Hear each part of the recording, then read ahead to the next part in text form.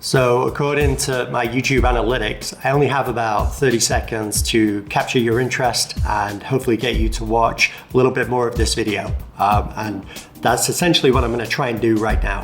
I'm going to tell you, if you try and do a Google search or YouTube search for the best budget dynamic microphone in 2024, a lot of influencers and a lot of people are going to tell you this thing. This is the Fifine k688 dynamic microphone.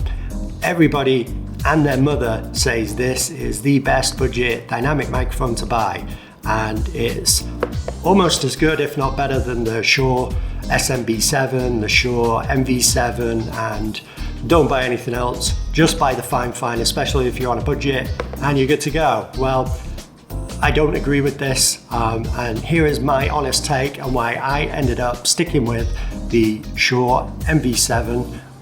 Stick around, we'll have a chat, and I'll tell you exactly how I feel about this.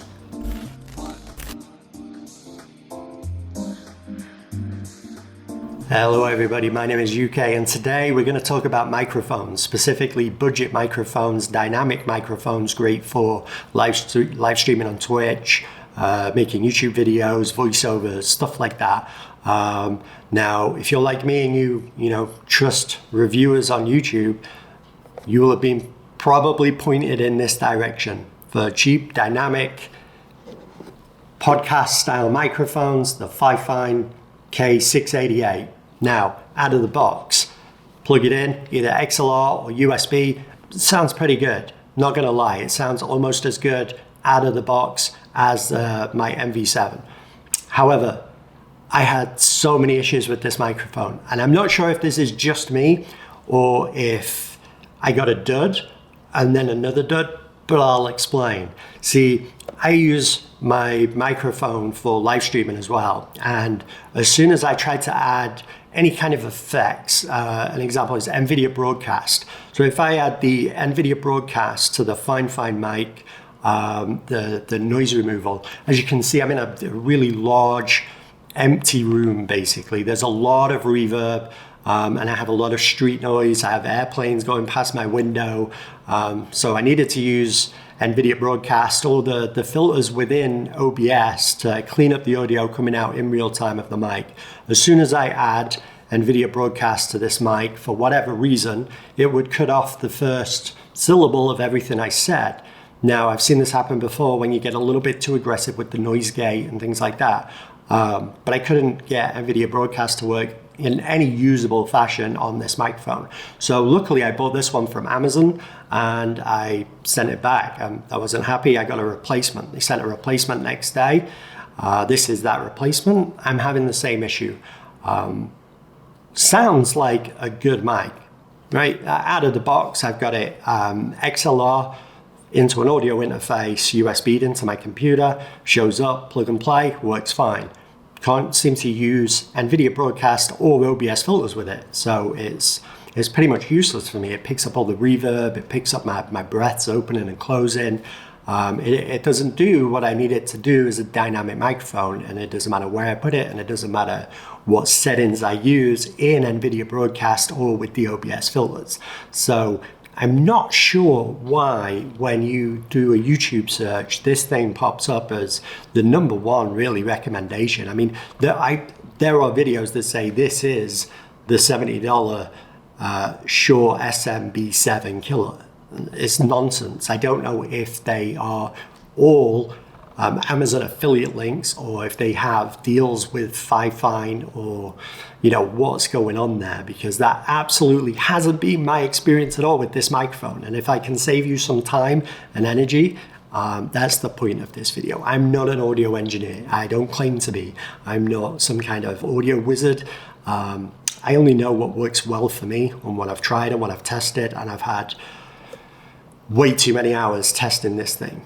Plug it in, sounds pretty good. Start doing anything with it, stops working for me, or it still works, but it has issues. NVIDIA Broadcast, OBS filters, things like that.